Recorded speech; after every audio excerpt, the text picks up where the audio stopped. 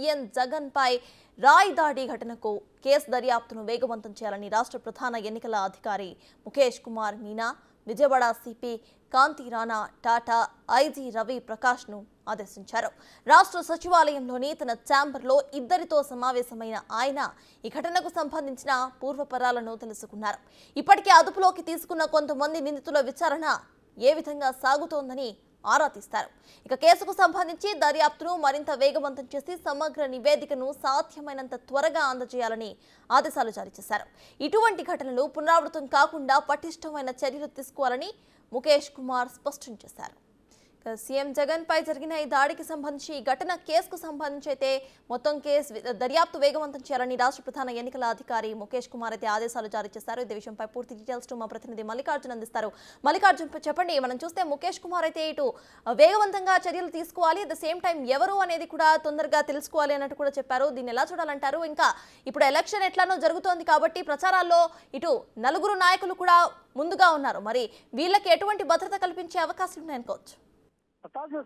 జగన్ పై దాడికి సంబంధించిన కేసును వేగవంతం చేయడంతో పాటు అలాగే రాష్ట్రంలో ముఖ్య నాయకులు ఎవరైనా పర్యటనలు ఉన్నాయో ఆ పర్యటనకు సంబంధించిన భద్రతా చర్యలు ఏ విధంగా తీసుకుంటున్నారనే విషయంపై కూడా సుదీర్ఘంగా కూడా ముఖేష్ కుమార్ మీనా ఇటు విజయవాడకు సంబంధించిన సిపి కాంతి రాణా టాటాతో పాటు ఐజీతో కూడా ఆయన సమావేశం నిర్వహించడం జరిగింది. ఈ సమావేశంలో ప్రధానంగా ఇటు జగన్ పై జరిగిన దాడి కేసుకు సంబంధించిన దర్యాప్తు వివరాలతో పాటుగా ఈ విషయాలను కూడా ఇటు ముఖ్య నేతల పర్యటనలు ఉమ్మడి కృష్ణా జిల్లాలో పర్యటనలు కావచ్చు, ఎన్టీఆర్ జిల్లాలో పర్యటనకు సంబంధించిన ఎలాంటి భద్రతా చర్యలు తీసుకున్నారనే విషయంపై కూడా సుదీర్ఘంగా ఆయన ఒక వివరాలు అయితే తీసుకోవడం జరిగింది. అలాగే జగన్ దాడికి సంబంధించిన కేసు పురోగతికి సంబంధించిన వివరాలపై కూడా ఆయన చర్చించడం జరిగింది. ఏదైతే శనివారం రోజు సాయంత్రం పూట జరిగిన దాడి ఏదైతే ఉందో ఆ రోజు నుంచి ఇప్పుడు 3 రోజులు గడుస్తున్నా ఎలాంటి దర్యాప్తు జరిగిందనే విషయంపై కూడా ఆయన సుదీర్ఘంగా ఆరా తీశారు. ఈ నేపథ్యంలోనే విజయవాడ సిపి కాంతి రాణా టాటా కొన్ని విజువల్స్ ని ఆయనకు చూపించడం జరిగింది. వీడియోతో సంబంధించిన విజువల్స్ తో పాటుగా కొన్ని ఫొటోస్ ను కూడా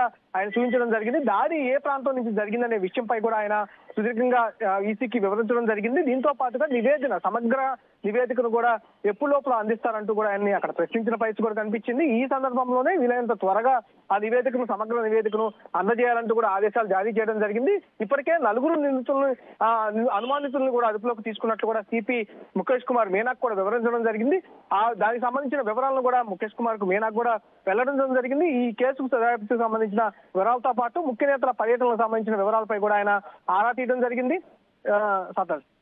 రైట్, థాంక్యూ మల్లికార్జున్.